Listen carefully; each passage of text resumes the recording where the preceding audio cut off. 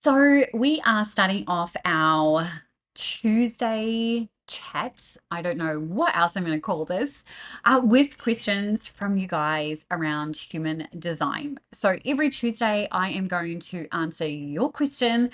So if you want to get any of your human design related questions answered, specifically around business, then either drop them in the comments or you can click on the link in the description and you can go ahead and leave any questions that you have right there.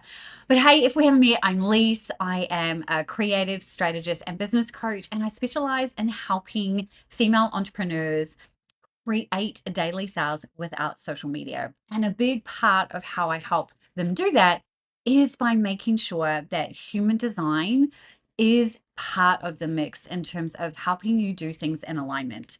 So, the question that we are answering today, because I think it's a really good way to kick off this particular series, is I have seen that phrase human design going around, but is it just another way of thinking about setting up and using your business services, goals, offers, etc.? With all that business owners have on their plate, adding another concept into it may be too much. Question mark. Great question.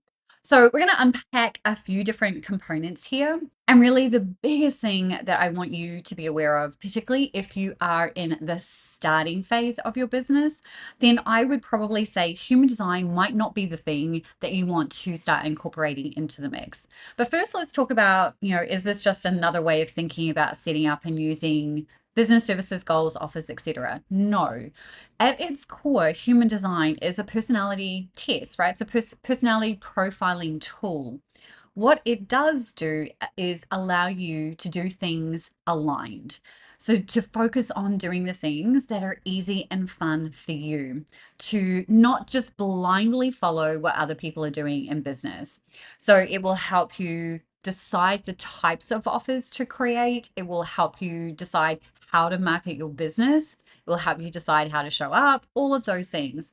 So, I want to touch on what I think are the three most important pieces of human design when it comes to your business. And that is based on three very specific centers. Now, before we dive into that, I also want to remind you at the end of the day, it's always about doing what feels easy and fun for you. And so, if using human design isn't feeling easy and fun for you right now, then don't use it. Honestly, just focus on doing things that feel easy and fun. And I keep emphasizing the word feel for a reason because we are not designed, whether you're on the human design bandwagon or not, to make decisions with our head. This is for processing information, that is for categorizing, receiving ideas, all the things, inspiration, everything up here. But ultimately, where we all make a decision will be felt in our body. So that's all I would say to you is if the human design piece feels too overwhelming and confusing for you right now, then put it to the side and just remember, focus on what feels easy and fun for you. Okay, so the next piece that I want to talk about is strategy and authority. So, the first thing that I want to touch on is strategy and authority. Now, when you're looking at your own chart, you will see that there is a piece of your chart that opens up to the right hand side that basically tells you what your strategy and authority is. This is my chart, so I'm just going to walk you through it.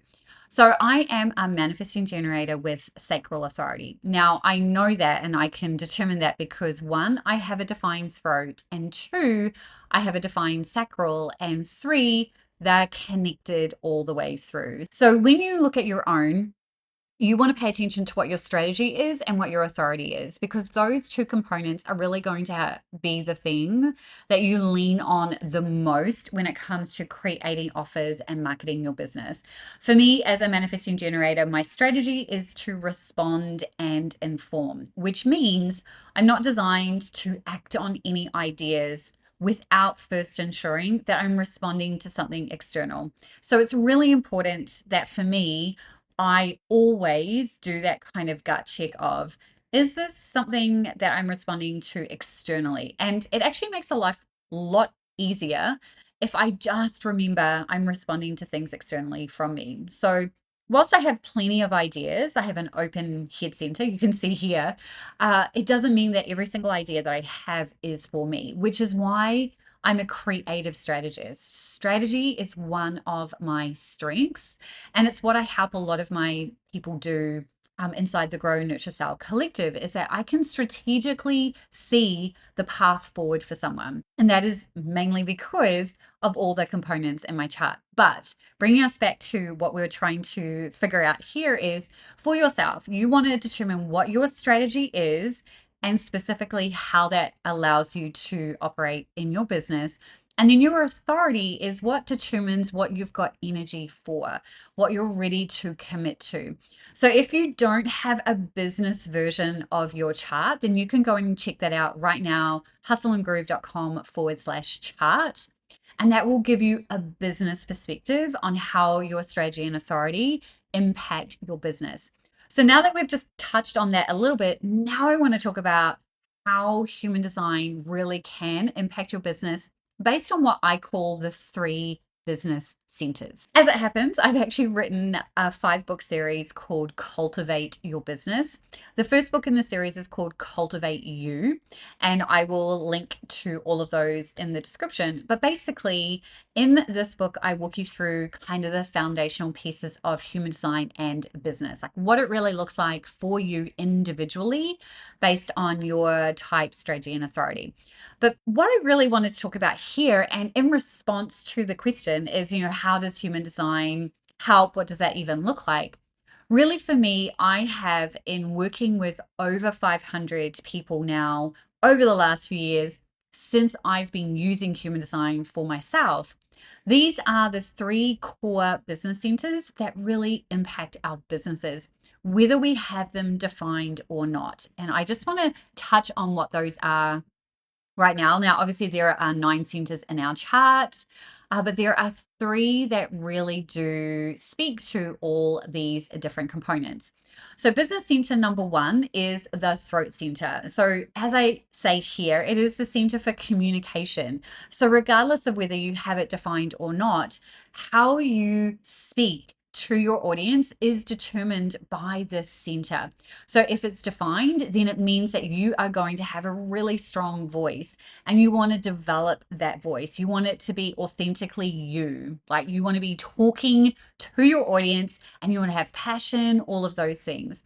Now, if your throat center happens to be open or undefined, then it means that you're here to speak more about your audience's issues. You're here to be a voice for them. You have a lot of flexibility in how you choose to do that. So you could write, you could speak, and you could also do audio, right? Just audio only. So lots of different ways for this to kind of crop up. But basically, based on what your throat center gates are, again, open, defined, whatever that looks like, is then going to determine how you communicate and market and get a whole bunch of stuff done. Then if you combine that with your profile numbers, which is a whole other set of things to consider and learn, you're going to see that the way that you write emails, the way that you're creating your long form content is all going to be based on what your throat center is drawing you towards. And again, you're always going to circle back to following strategy and authority. So you'll know when it's appropriate for you to talk about something and when it's not, if you follow your strategy and authority. That's kind of how this works. The next business center is the G center. Now, this is the center that's in pretty much the center of your chart. And this is typically where I see most coaches, mentors, or guides tend to have this center defined. But there is flexibility and pros to having this open.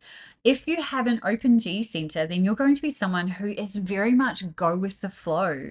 You don't have a defined, fixed sense of where you need to be. You can follow and go any direction. So when you learn about these different centers, you're going to learn how it then applies to you based on your strategy and authority, and your profile numbers will come into the mix. So the overall theme of the G Center is to know where you're heading and to trust who you are. And if you have it defined or open, then you're going to have a slightly different way of communicating that. But you'll see here that I keep talking about following strategy and authority to know the exact direction that you're heading, or whether you need to change things up, or whether you don't even need to really know where you're going. It's all about the journey.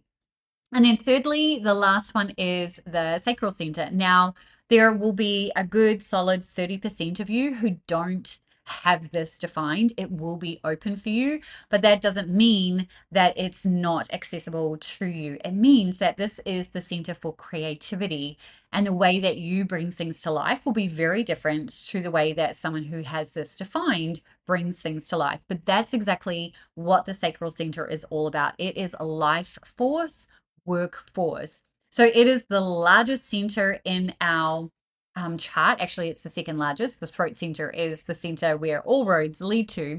But the sacral center is that power motor. It's the thing that runs everything.